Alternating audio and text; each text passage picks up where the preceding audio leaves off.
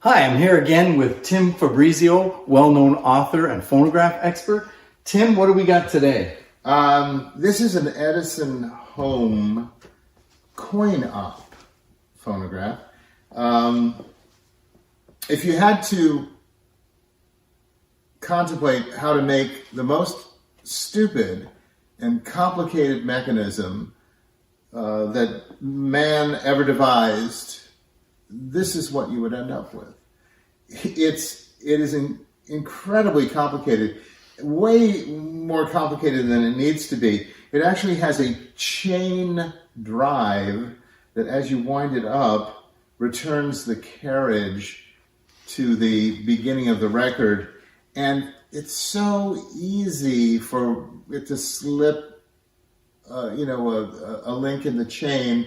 And if it slips a link in the chain, you have to take the whole thing apart and fix it.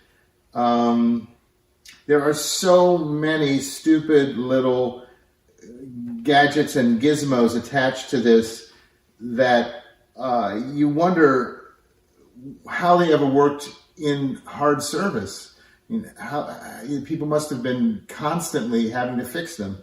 I say this because I've had to fix them on numerous occasions, and believe me, it ain't exactly a Sunday school picnic, but it's an interesting machine and one which commands a high price if it's completely original, and one that we have to admire for its utter and complete insanity. Should we open it up and give us a little tour of the inside? Let's open it up and give us a little tour of the inside. Hang on. Ready? Yep. So here's the inside of it. You can't see the chain. It's back underneath. Believe me, if that chain slips one link, you're in big trouble. It's got a number of these little wires. One of the wires at the end pulls the lever which drops the coin and stops the mechanism. There's another little wire here which is a lockout so that people don't drop the coin too soon. You have to wind it up to the very end and then drop the coin, and there's a lockout which prevents you from dropping the coin until you've finished winding it. That's clever, but it's run by this rinky-dink little wire, which come on. Rinky-dink little wires do not belong in hard service. This is an interesting feature because this is a correct one. This is original because it has a rubber-covered mandrel. And the purpose of the rubber-covered mandrel was to help grip the record. These would be in buildings that were heated or unheated or hot or cold, and the record could begin to slip off. Now, Columbia did it in a different way. They added a little spring-loaded finger on the end of the mandrel to hold the record on. Edison covered the mandrel with rubber to grip the record. And that indicates that this is a correct machine.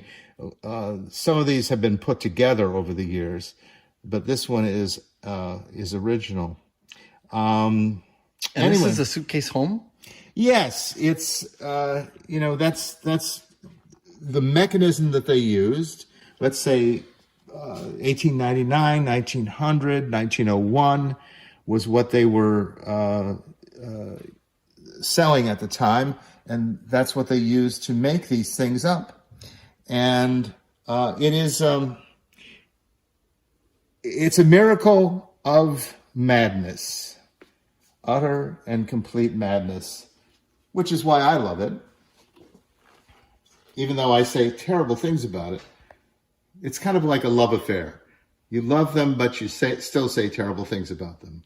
So to get it to start, you have to crank it first, right? Yeah, you crank it up. And it'll go back to the beginning? It'll go back to the beginning. So I have to do both. There you go. And crank it. Okay. Now you drop your coin in, because the coin is locked out until you've finished winding it. You drop the coin in and it starts.